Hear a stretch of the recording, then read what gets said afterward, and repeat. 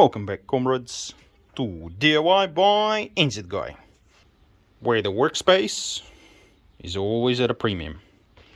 Hence, I'm building this under the deck storage. Just gonna finish it up today. Got a few gaps at the top. What I decided to do is use one of these forms, whatever it is, cut it to the right size, follow the grooves and stick it up there. But after a couple of months I noticed that these thin boards, they're bowing and it's not a straight line. See if I can show you. Something like that. I'm not too happy with that, so I want to find some scrap wood, maybe yay wide, stick it on there, screw it from the other side, glue it on, screw it on, and hopefully at least the top part will stay straight. Then I can throw this underneath. I've got a couple of these, put another one at the back and close up the gap. I feel like once I close up the gap, since I did make nice and tight door fit,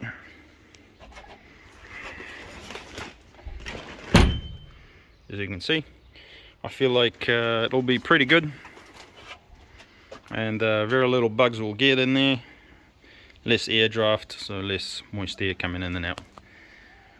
Maybe out is good, but at least it's not coming in.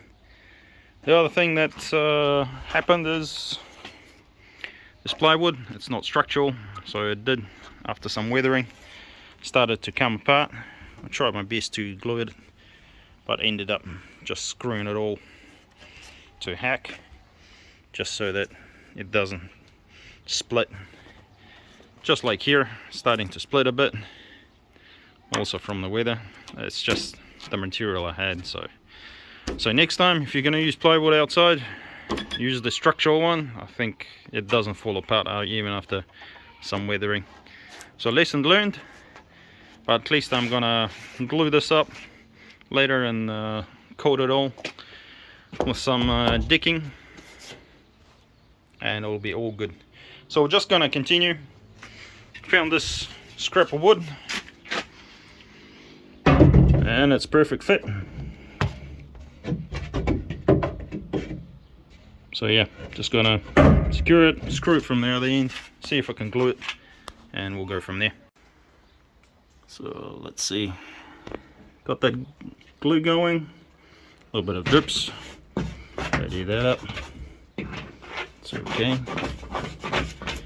I'm gonna screw it from the other side, focus you. Alright.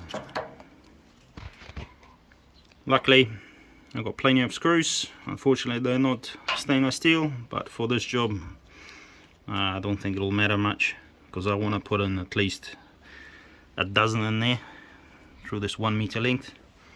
So I'm just gonna go from the other side, pre-drill the hole, screw it on, and then possibly remove these ones and continue on closing up the gap. There we go. Put a few layers in. Still some gap, but I'm gonna just seal those gaps up with silicone. As you can see, at least this side is done. And yeah, let's go check out the other side. Here's the other side.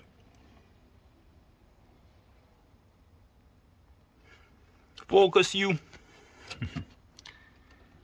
It's looking pretty good. That's what I want. I want it nice and even on this side. Silicone all the gaps, and then no buggies can come inside from here.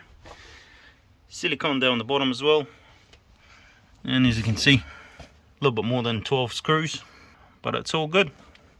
Alright, let's do the other side. Well, as always, all the projects run late into the night. This one kind of done, more or less. one's good. Quite like it.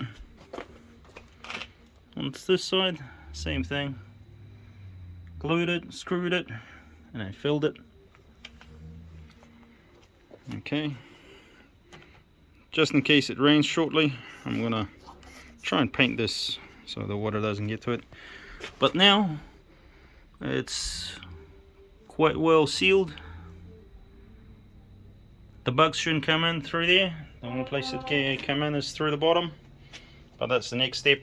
I want to put a little bit of a ledge, fill it up with a little bit of concrete, and it should be alright. But I do want it to be nice and tight against the door as well. So that's it for today. Thanks guys. This has been DIY by NZ Guy. Hope you have learned something.